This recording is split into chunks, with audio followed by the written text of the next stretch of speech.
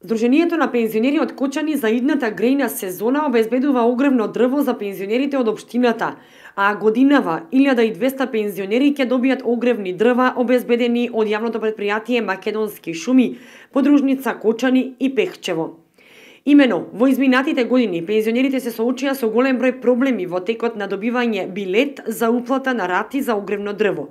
Годинава поорганизирано се направија списоци, според кои што пензионерите ќе можат без гужви и турканици во текот на месецот да си ја уплатат првата рата во просториите на Сдруженијето на пензионери, истакна претседателот на Сдруженијето Ѓорги Серафимов. Минатата година проблеми со испораката на огревното дрво немаше, истакна Серафимов, па затоа одговорните во Сдруженијето се надеваат дека и годинава пензионерите навреме ќе ги добијат огревните дрва.